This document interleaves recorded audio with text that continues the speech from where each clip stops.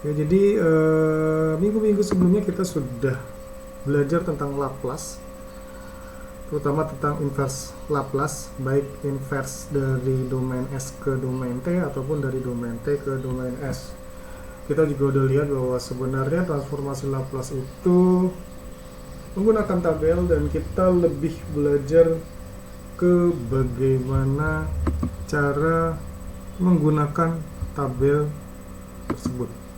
Ya, jadi ada begitu banyak tabel yang bisa digunakan, dan kita tinggal memilih tabel nomor berapa yang paling sesuai untuk digunakan pada transformasi Laplace tersebut. Ya, jadi ya sebenarnya yang paling penting dalam transformasi Laplace adalah bagaimana cara kita merepresentasikan bentuk-bentuk itu menjadi bentuk-bentuk yang enak buat dilihat pada tabel. Jadi permasalahan utamanya adalah menyesuaikan bentuk dengan bentuk yang ada pada tabel. Dan untuk inverse baliknya, ya, jadi untuk mengubah dari S ke T-nya itu kita harus memperhatikan akar-akar polinomial, apakah akarnya ada yang akar kembar atau ada yang merupakan akar dari bilangan kompleks.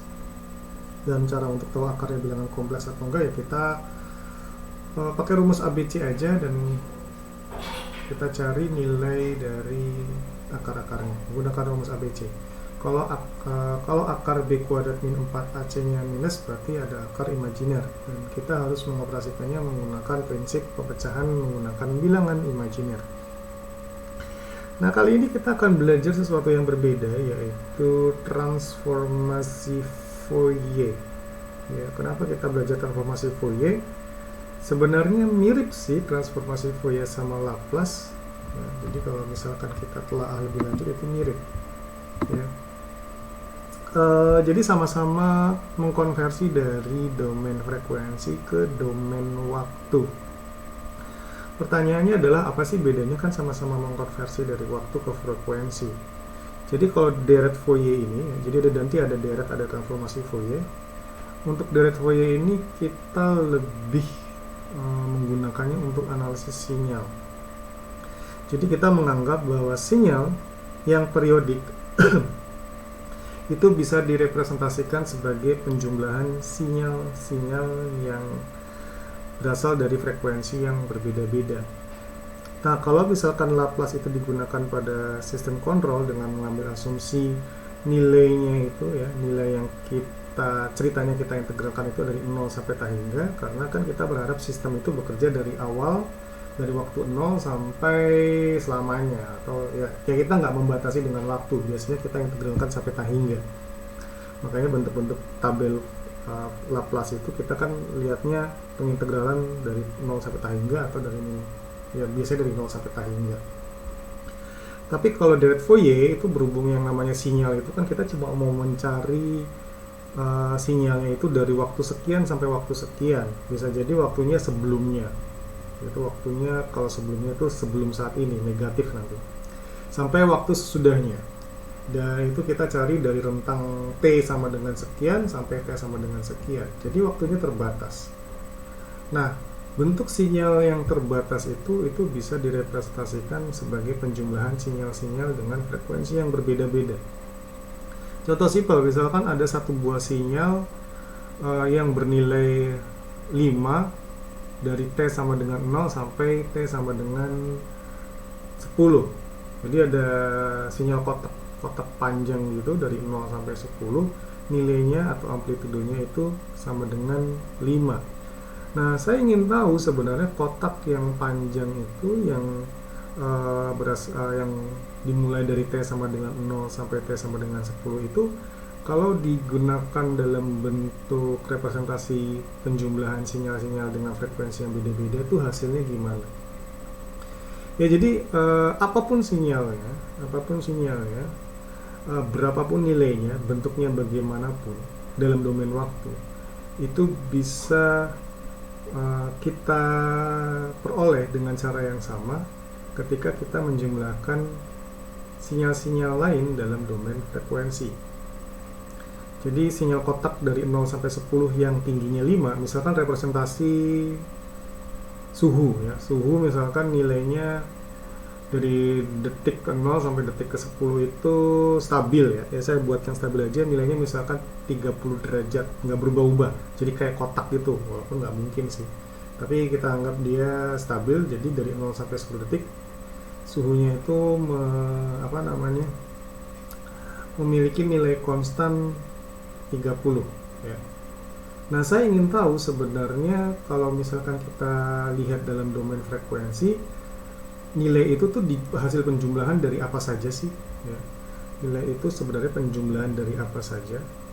Jadi misalkan kalau misalkan suhunya 30 derajat Celcius dari 0 sampai 10 detik itu sebenarnya sama dengan penjumlahan frekuensi 100 Hz dengan ketinggian 25 tambah frekuensi 200 Hz dengan ketinggian 35 tambah sekian tambah sekian tambah sekian. Jadi representasi sinyal itu dalam domain frekuensinya kayak gimana ya. Dan kenapa kita belajar itu? Karena ada kalanya sebuah sinyal dalam domain waktu itu mengandung banyak noise contohnya. Noise itu adalah sinyal tidak diinginkan. Dan kita ingin melakukan filter, kita ingin memisahkan sinyal tersebut dengan noise. Tetapi kalau di dalam domain waktu bicaranya, itu kita nggak bisa membedakan mana yang sinyal dan mana yang noise. Sehingga agar kita bisa memperoleh mana yang sinyal dan mana yang noise, kita ngelihatnya itu bukan lagi di domain waktu, tetapi di domain frekuensi. Penjumlahan sinyal-sinyal dengan frekuensi yang berbeda-beda. Nah, ketika kita transformasikan atau kita lihat bentuknya itu dari hasil penjumlahan frekuensi yang beda-beda, nanti akan ketahuan ada frekuensi yang beda sendiri, dan frekuensi yang beda sendiri itu kita bisa nyatakan sebagai sinyal yang tidak kita inginkan.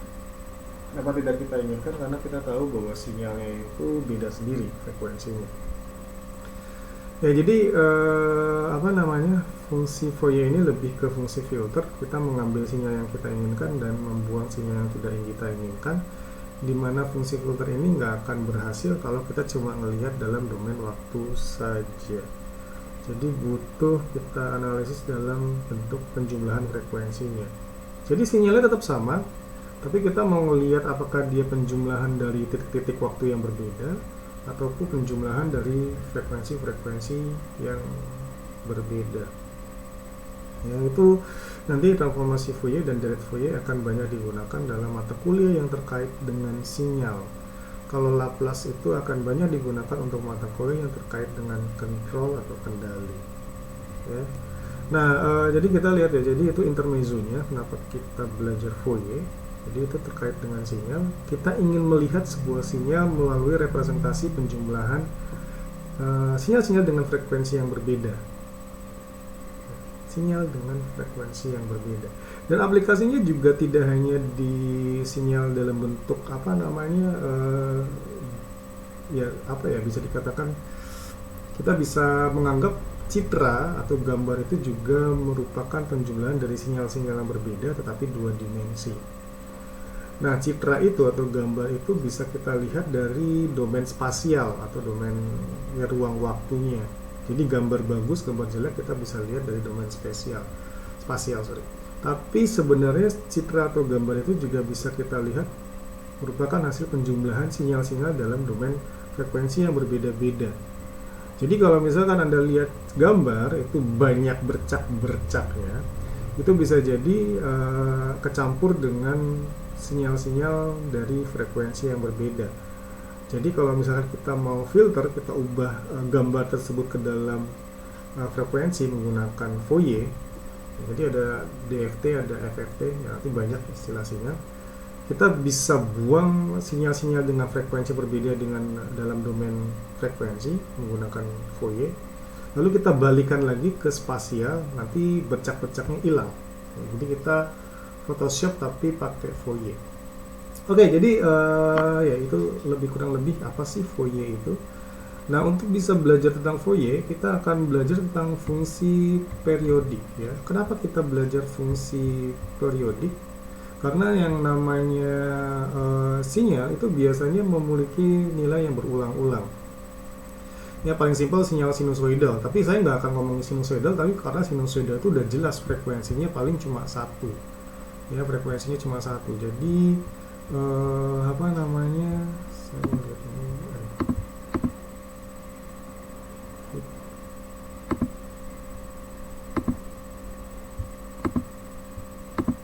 oke. Ya jadi kalau misalkan periodik itu sebuah sinyal yang berulang setiap T sekali. Jadi kalau misalkan periode T, yang tentu saja T-nya itu lebih besar dari 0, jadi jangan sampai periodik tapi T-nya lebih kecil dari 0, itu dia akan memiliki nilai yang sama setiap T detik sekali. Jadi kalau misalkan paling gampang, oke, saya balik ke sinus aja. Itu akan berulang setiap 2pi sekali. Kalau periodenya T-nya sama dengan 2pi. Jadi setelah 2pi, dia akan kembali lagi ke nilai awal. Jadi 2pi tambah 30 derajat ya sama dengan 30 derajat nilai amplitudonya. Nah, kita lihat ini apa namanya, untuk periode tertentu dia berulang, dan untuk gambar ini ya kita bisa lihat sinyalnya ini seperti ini. Ya, jadi dia berulang setiap T dan fungsinya adalah fungsi X tambah T itu sama dengan Fx. Jadi sebuah fungsi ketika kita jumlahkan dengan periodenya itu akan sama dengan fungsi itu sendiri. Ya. Nah, sinyal ini sebenarnya bisa direpresentasikan dalam domain frekuensi penjumlahan sinyal-sinyal diskrit, misalkan dari sini sampai sini. Itu kita bisa nyatakan dalam penjumlahan sinyal-sinyal diskrit dengan frekuensi yang berbeda-beda. Tapi kita nggak tahu, ya, kita nggak tahu. Jadi itu pengertian periodik ya, sinyalnya itu berulang setiap beberapa waktu sekali. Jadi kalau nggak berulang itu namanya bukan periodik. Ya, contoh yang periodik yang paling kita kenal ya ini sinus. Jadi kita lihat ya, ini kan dia berulang setiap 2pi sekali ya, setiap 2pi sekali. Jadi ini akan sama dengan sinyal di sini nilainya ya. Nilai di saat 0 dia akan sama dengan saat 360 derajat ya. Makanya kemarin kalau misalkan pakai kuadran-kuadran itu bisa jadi nilainya minus ya, kan ada yang minus, ada juga yang positif, ya nggak masalah sih. Misalkan ternyata hasil perhitungannya pakai kuadran itu di 200 derajat ya, 200 derajat. Ternyata di apa namanya, di tempat apa namanya pakai persamaan lain itu bukan 200 tapi minus berapa. Tapi sebenarnya hasilnya sama, ya nggak masalah. Jadi mau pakai arcus tangan sekian ketemunya positif atau ketemunya negatif bisa jadi itu sebenarnya sama karena ya namanya juga fungsi periodik. Ya, jadi yang penting kita ngelihat bukan amplitudo sih, nilai dari fungsinya itu di mana. Ya, ini fungsi periodik yang cukup terkenal dan ini adalah fungsi sinus. Nah, contoh yang kosinus ya. Kosinus juga merupakan fungsi periodik. Cuma ada sedikit beda, nanti akan saya jelaskan apa sih bedanya fungsi periodik pada sinus sama kosinus. Jadi kalau misalkan kita melihat dari fungsi sinus, itu dia simetrinya berbeda dengan fungsi kosinus. Apa sih yang dimaksud dengan simetri? Jadi kalau misalkan fungsi sinus itu dia apa namanya, kayak kebalikan. Ya, kebalikan. Jadi ini pas naik, ini pas turun. Ya. Ini pas naik, jadi kayak dicerminkan di sini. Jadi fungsi sinus itu nanti kita akan bisa nyatakan sebagai fungsi ganjil. Sementara fungsi kosinus adalah fungsi genap. Nanti kita akan lihat apa sih bedanya fungsi kosinus sama fungsi sinus atau fungsi ganjil atau fungsi genap. Tapi kita lihat dulu di sini. Fungsi kosinus itu kayak dicerminkan terhadap garis di X sama dengan 0. Ya, kalau bisa dicerminkan kayak gini, ini berarti fungsi genap. Ya, jadi ini simetri terhadap garis ini. Nah, kita lanjut lagi ya. Jadi itu ada fungsi yang terkenal. Nah, kita ngelihat untuk contohnya misalkan sin nx itu periodenya berapa, tangan x periodenya berapa, dan c periodenya berapa. Jadi kita bisa lihat ya untuk fungsi-fungsi gini. Ya. Fungsi sin nx ya, kita lihat sin 2x. Berarti kan apa namanya, setiap misalkan 2x kali dia berulang. Tangan X berarti dia setiap X kali berulang. Kalau C dia periodenya berarti ya hampir mendekati tangga. Nah, kalau misalkan seperti ini kita ngelihat ini periodenya berapa, jadi dia bernilai 2 antara 0 sampai 4 dan min 1 antara min 4 sampai 0. Jadi kita bisa lihat dia bentuknya nanti akan seperti ini ya. Periodenya tentu saja berapa? Periodenya adalah 8. Dan ini periodenya 8. Kenapa? Karena nanti dia akan dari min 4 sampai 0 dia min 1, dari 0 sampai 4 dia 2, jadi dia bentuknya nanti kotak kayak gini ya. Periodenya adalah 8. Kalau tangan X itu dia periodenya berapa? Periodenya adalah kalau misalnya kita pakai pi berarti periodenya pi ya. Periodenya pi. Kalau C ini dia periodenya tak hingga. Kalau sin nx ya kita lihat periodenya kan kalau misalkan sin x kita sebenarnya asumsi pakai pi sih, kita nggak pakai derajat. Kalau misalkan sin x itu kan periodenya 2 pi ya, jadi kalau misalkan sin nx ya itu adalah 2 pi per n nanti ya. Oke, jadi nanti kita lihat ya kenapa mencari periode itu penting ya. Mencari periode itu penting karena nanti dalam transformasi Fourier kita harus tahu 3 komponen penting, yaitu amplitudo, periode, dan juga mau ngitung sampai mana dan sampai mana ya. Oke, jadi periode itu penting. Nah, fungsi fx itu bisa dinyatakan sebagai fungsi periodik dengan periode di atas 0 ketika fungsi x ditambah t itu sama dengan fungsi x, sehingga fungsi x tambah 2t itu sama dengan fungsi x tambah t ditambah t sama dengan fungsi x tambah t itu juga sama dengan fungsi x. Jadi bisa disimpulkan fungsi x dijumlahkan dengan nt, di mana n-nya itu nilainya ya 1, 2, 3, 4, 5 dan seterusnya, itu sama dengan fungsi x. Nah, kita lihat ini contoh-contoh fungsi periodik ya. Kita lihat contoh fungsi periodik. Kalau yang ini dia periodenya dari sini sampai sini ya, dari sini sampai sini. Hati-hati, bukan dari sini sampai sini, bukan dari sini sampai sini.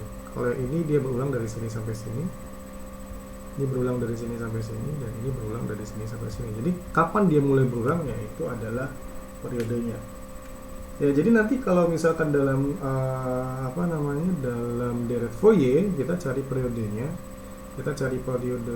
dengan cara melihat gambarnya, dan dia mulai berulang dari nilai berapa sampai nilai berapa. Oke, nah kita ngelihat dari sini. Nah, ini misalkan latihan kita suruh gambar diagram dari fungsi periodik ini. Misalkan dari fungsi yang bernilai 3 dari 0 sampai 5 dan min 3 dari min 5 sampai 0. Nah, ini bisa kebayang ya. Jadi ini dari min 5 sampai 0 dia min 3, jadi kayak kotak ini nanti ya, kotak. Dan ini adalah sin x untuk 0 sampai pi, dan 0 dari min pi sampai 0. Jadi nanti kita bisa melihat ini gini, jadi gini ya. Ini, lalu yang ketiga x untuk 0 sampai dengan 4 dan 4 untuk 4 sampai 8. Jadi bentuknya nanti gini ya, seperti ini. X untuk 0 sampai 4 jadi kan gini, terus 4 jadi gini. Jadi bentuknya kayak trapesium terbelah.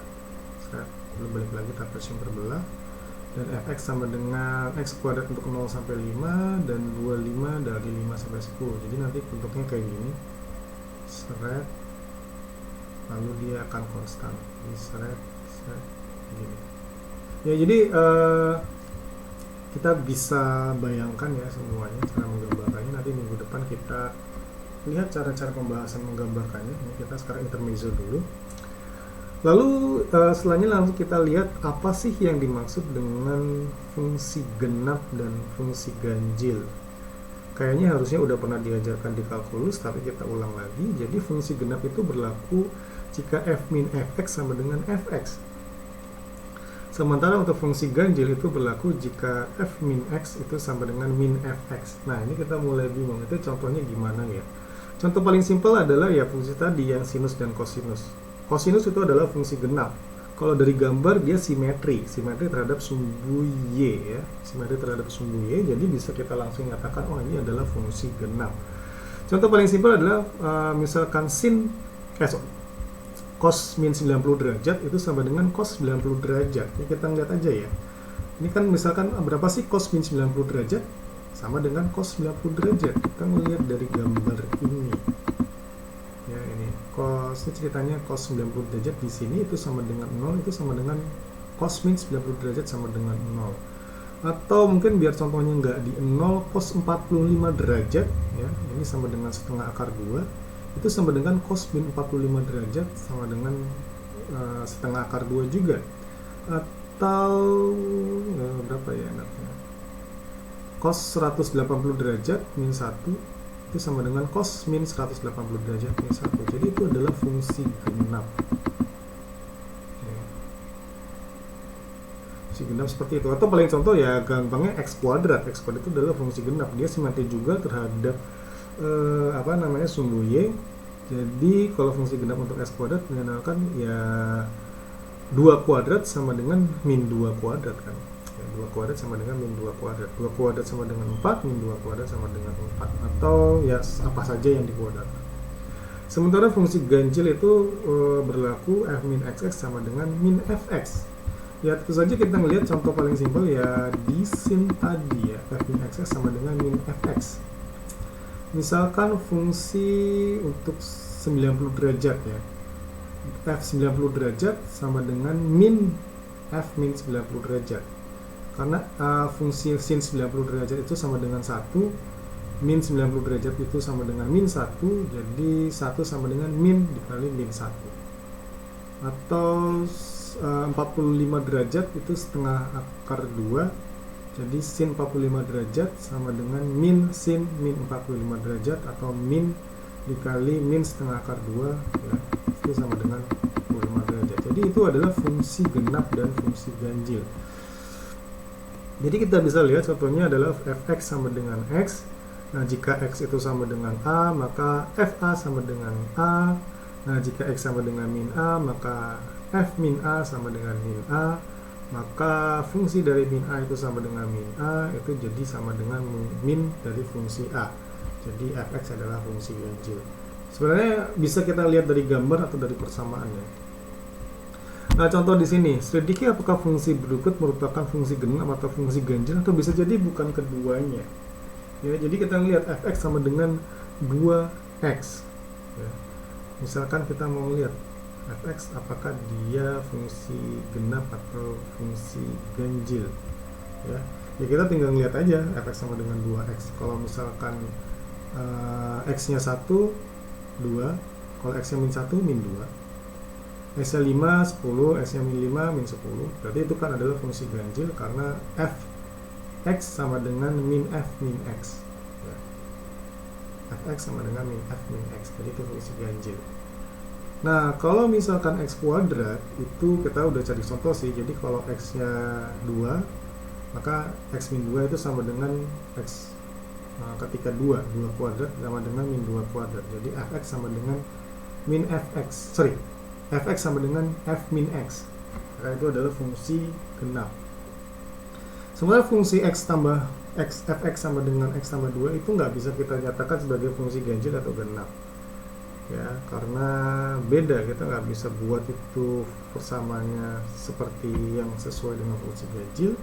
Kita juga nggak bisa menyatakan fungsi itu sesuai dengan fungsi genap. Jadi itu bukan fungsi ganjil atau bukan fungsi genap. Nah kita melihat juga nih x pangkat 3 apakah bukan fungsi ganjil atau fungsi genap.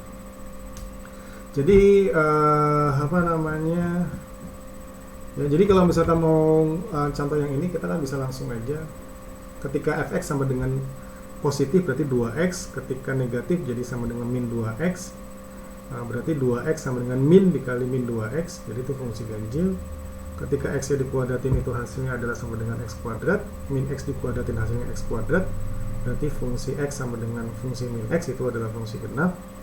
Kalau yang x tambah 2 kita nggak bisa nyatakan, karena x tambah 2 kalau misalkan positif itu x tambah 2, kalau negatif itu adalah min x tambah 2, ya itu nggak bisa dinyatakan sebagai fungsi ganjil atau genap. Yang x pangkat 3, jadi kita bisa lihat kalau x-nya positif itu x pangkat 3, kalau negatif itu min x pangkat 3 sama dengan min x pangkat 3, berarti itu fungsi ganjil karena fx sama dengan min f min x. X pangkat 4 itu kalau misalkan x-nya positif berarti x pangkat 4, kalau x-nya negatif itu berarti kalau x-nya negatif sama dengan x pangkat 4 itu adalah fungsi genap juga, 4x kuadrat. Kalau x-nya positif berarti 4x kuadrat, negatif 4x kuadrat, fungsi genap. Sin x tadi kita udah bahas adalah fungsi ganjil, dan cos x adalah fungsi genap. Nah, jadi ya kita lihat ya, jadi itu contoh-contoh untuk fungsi ganjil dan fungsi genap. Sekarang bagaimana caranya mengubah sebuah fungsi jadi deret ya.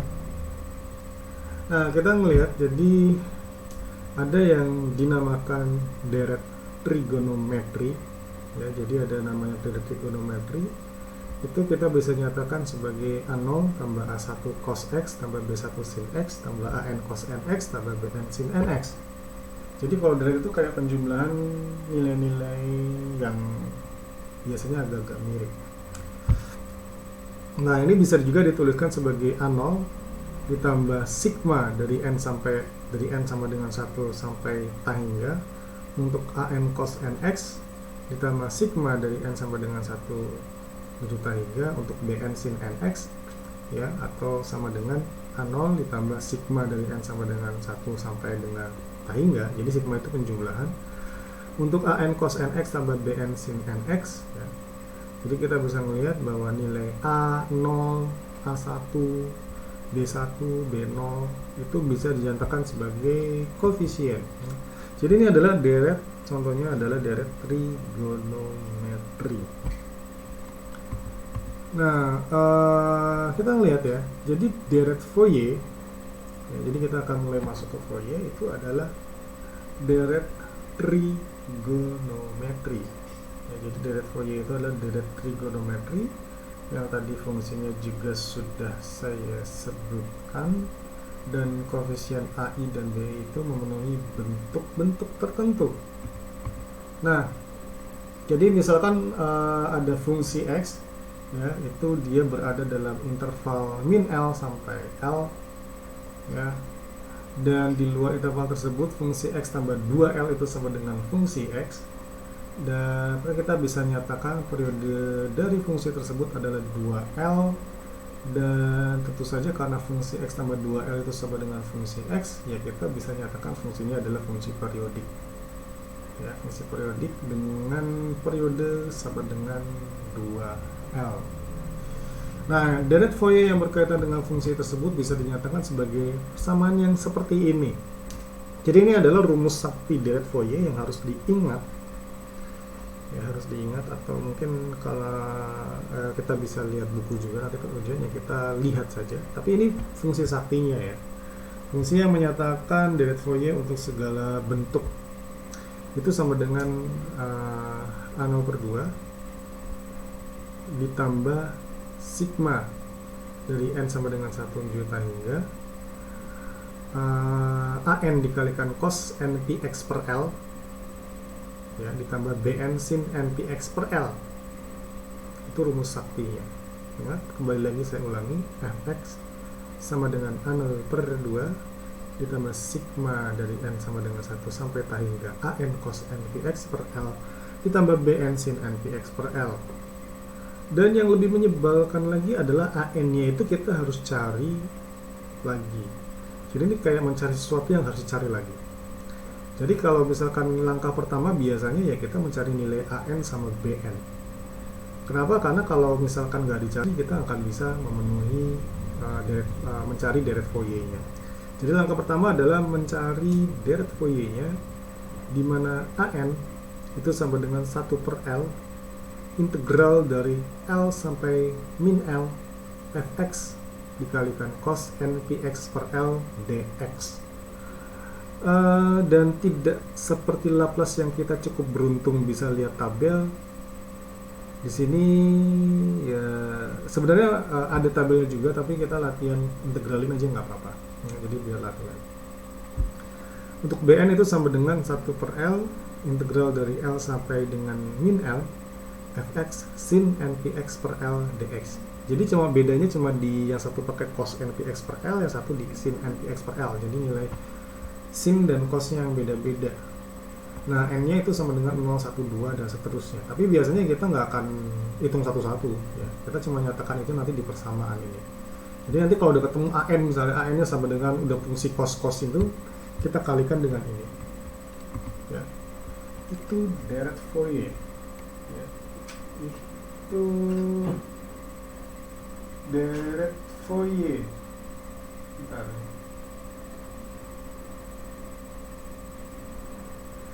Nah, deret Fourier itu kita bisa nyatakan sebagai sesuatu yang bentuknya bisa seperti ini.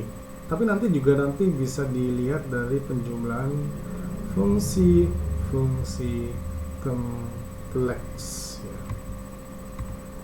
Nah, kita ngelihat. Jadi Jadi kan kita udah cari ya an sampai bn-nya. Kalau A0 gimana ya? Kita ngelihat ya, A0 sama dengan 1 per L integral dari L sampai min L fx cos 0 px per L dx. Karena cos 0 px dx itu sama dengan 1 ya, cos 0 px dx. Jadi kita langsung bisa nyatakan itu sebagai 1 per L integral dari L sampai dengan min L fx ya. Jadi itu cara nyari A0 nya. Nah, dan jika mempunyai periode 2L, maka kita bisa mencari koefisien Fourier AN dan BN Fourier-nya. Itu menggunakan AN sama dengan 1 per L, C tambah 2L sampai C batasnya, fx cos npx per L dx untuk AN, dan untuk BN itu sama dengan 1 per L integral dari C tambah 2L sampai C fx sin npx per L dx ya. Dimana C itu adalah sembarang bilangan real. Nah, kita ngeliat dulu ya. Jadi kita ngeliat contohnya adalah gambar fungsi berikut dan berikan deret Fourier yang berkaitan dengan fungsi berikut, dimana fungsinya itu adalah antara min 4 sampai 4, di mana antara min 4 sampai 0 itu nilainya 5 dan antara 0 sampai 4 itu nilainya 0. Jadi kita bisa lihat ya bahwa periodenya itu 8 karena dari min 4 sampai 4, dan L-nya itu sama dengan 4 karena kan 2L itu sama dengan periode, berarti L-nya sama dengan 4. Ini gambarnya akan jadi seperti ini ya gambarnya. Dia periode ya, berulang terus. Jadi kita walaupun dinyatakan fungsinya seperti ini, tapi kita anggap dia periodiknya seperti ini ya. Jadi antara min 12 sampai min 8 nilainya 5, min 8 sampai min 4 0, min 4 sampai 0 nilainya 5, 0 sampai 4 nilainya 0, dan seterusnya. Dia berulang terus menerus ya.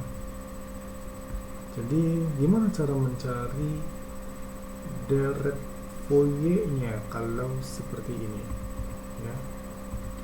Nah, kita lihat ya, untuk gambarnya kita udah lihat, jadi udah kebayang bentuknya gimana. Lalu setelah itu kita lihat untuk fungsi deret Fourier-nya itu akan selalu sama dengan A0 per 2 ditambah sigma dari n sama dengan 1 sampai hingga AN cos npx per L ditambah BN sin npx per L. Pekerjaannya akan selalu mencari A0, AN, dan BN ya. Nah, kita ngelihat ya untuk AN, kita ngelihat ya, AN itu kan sama dengan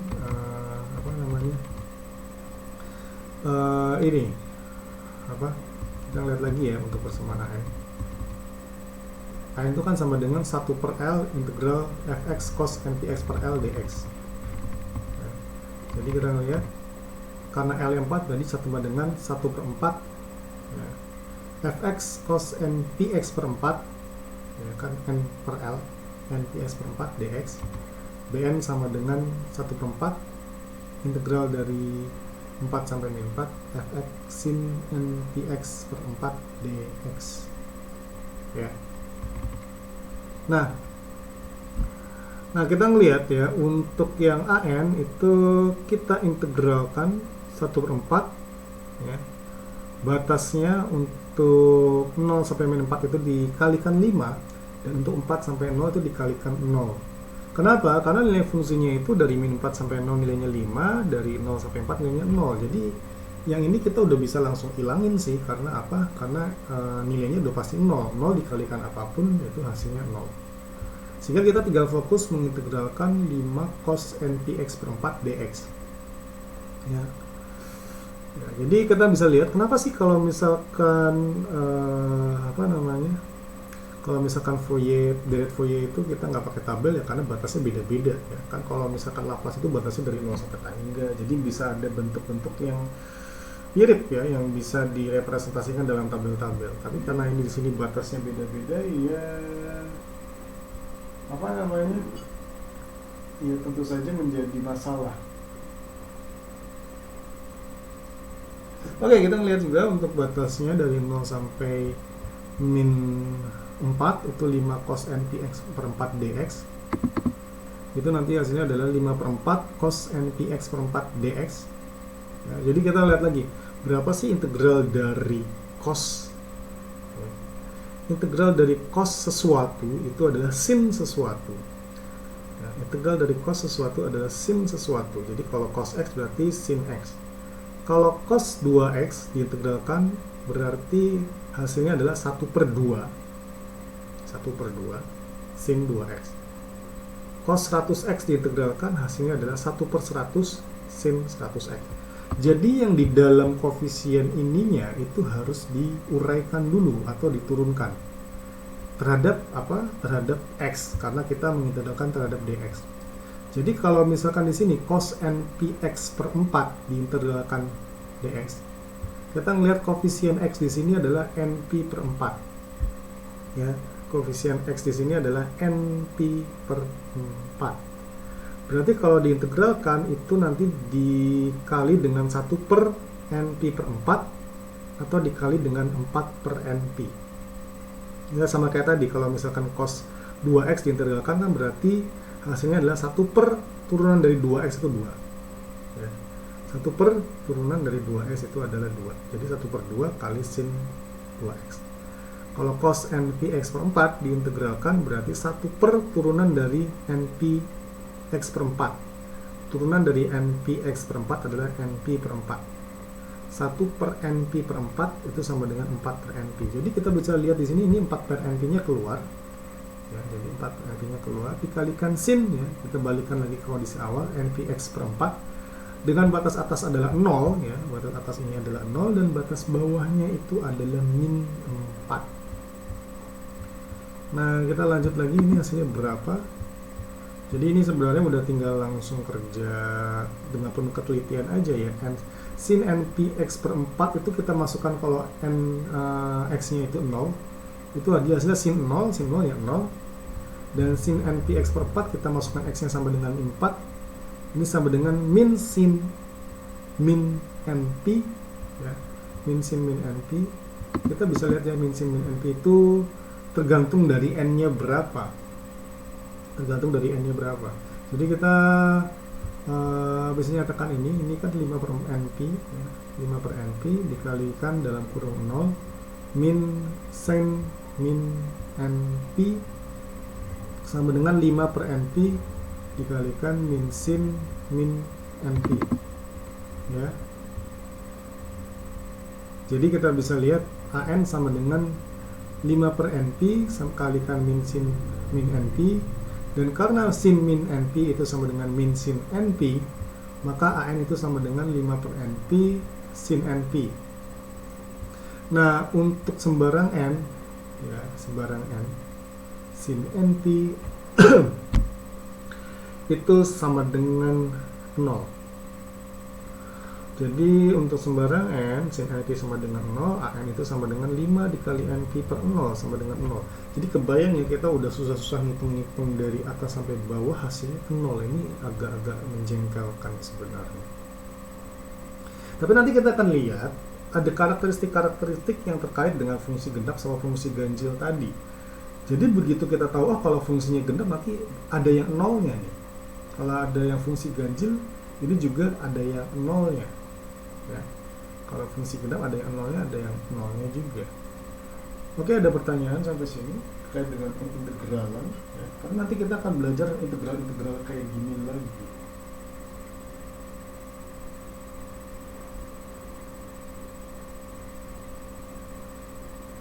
Oke, kayaknya nggak ada. Kita lanjut lagi ya. Oke, untuk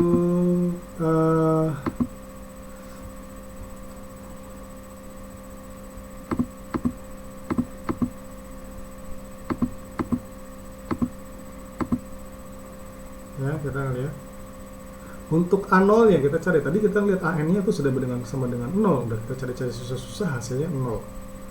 Untuk A0 ya kita lihat untuk persamaannya adalah sama dengan 1 per L integral dari L sampai dengan min L fx dx itu sama dengan 1 per 4 dengan batas atas 4 dan min 4 fx dx itu sama dengan 1 per 4 integral 5 dari 0 sampai min 4 dan 0 dari 4 sampai 0.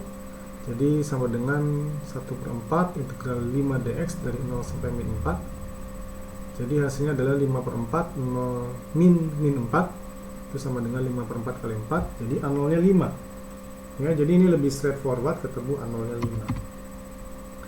Untuk B nya kita cari nilai hasilnya itu sama dengan seperti ini, 1 per 4 integral fx dari 4 sampai min 4 sin npx per 4 dx itu sama dengan 1 per 4 integral dari 0 sampai min 4 5 sin npx per 4 dx tambah 4 sampai 0 integral 4 sampai 0 0 sin npx per 4 dx ya, karena ini integral dikalikan 0 hasilnya nanti 0 juga. Jadi kita ngelihat tinggal 1 per 4 dikalikan 5 sin npx per 4 dx integral 0 sampai min 4 ya. Jadi kita ngintegralin sin npx per 4, sin diintegralin hasilnya adalah min cos. Nah kita lihat koefisien dari npx per 4 adalah np per 4. Jadi nanti kita bagi 1 per np per 4 sama dengan 4 per np dikalikan min cos dari tadi, yaitu cos dari npx per 4. Jadi nanti hasilnya ketemu sama dengan 5 per 4 dikalikan 4 per np dikalikan min cos npx per 4 dengan batas atas adalah 0 dan batas bawah adalah min 4. Nah ini kita lihat Bn nya itu sama dengan 5 per 4 4 per np dikalikan min cos npx per 4 dari 0 sampai min 4. Nanti ketemunya 5 per np min cos np 0 per 4, dimana min cos 0 itu adalah 1, min cos 0 itu adalah min 1, karena cos 0 1 berarti min cos 0 adalah min 1, dan min cos np dikalikan min 4 per 4 itu sama dengan cos min np. Nah kita akan lihat cos min np itu sama dengan berapa. Jadi hasilnya nanti adalah 5 per np dikalikan min 1 ditambah cos min np, dimana kita tahu bahwa cos min np itu sama dengan cos np, maka Bn itu sama dengan 5 per np dalam kurung min 1 tambah cos np, karena cos itu adalah fungsi genap, jadi cos min np itu sama dengan cos np. Nah itu bila n nya genap maka cos np sama dengan 1, dan bila n nya ganjil cos np sama dengan min 1 ya. Jadi kita bisa lihat kalau Bn nya itu sama dengan kalau n nya itu sama dengan genap, maka B nya sama dengan 0 karena dia akan menjumlahkan min 1 tambah 1 dikalikan sesuatu, hasilnya tentu saja sama dengan dikalikan dengan 0 dan hasilnya 0. Dan Bn itu sama dengan min 10 per np untuk n ganjil. Jadi kalau untuk n nya ganjil itu hasilnya adalah 5 per np dikalikan min 2, jadi min 10 per np. Jadi kita bisa nyatakan ini sebagai bentuk ketika B2 sama dengan B4 sama dengan B6 itu nilainya akan sama dengan 0, dan B1 itu sama dengan min 10 per pi B3 sama dengan min 10 per 3 pi, dan seterusnya. Jadi kita bisa lihat itu adalah fungsi yang berulang. Jadi kita bisa lihat deret Fourier untuk fungsi fx itu sama dengan 0 ketika nilai batasnya adalah antara 0 sampai 4, dan 5 ketika batasnya adalah min 4 sampai 0. Itu hasil akhirnya itu sama dengan 5 per 2 ditambah integral dari n sama dengan 1 menuju tak hingga dikalikan 5 per np dalam kurung min 1 tambah cos np sin npx. Ya, jadi kita bisa lihat ya, ini adalah contoh deret Fourier. Tapi nanti kita akan akan tentukan pengaruh dari fungsi ganjil dan genap tadi terhadap persamaan. Ya, oke, ini nggak usah dulu ya. Jadi kita masih intermezzo dulu. Jadi tugasnya masih simple. Kita cuma disuruh mencari apa sih aplikasi deret Fourier dalam dunia teknik elektro. Tapi nanti mulai minggu depan ya kita juga akan mulai belajar cara mencari deret Fourier dari persamaan dengan fungsi-fungsi periodik yang berbeda. Oke, ada pertanyaan sampai sini?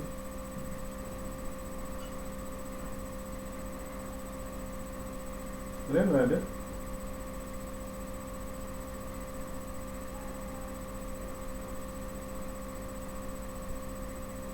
Oke. Kalau nggak ada, mungkin cukup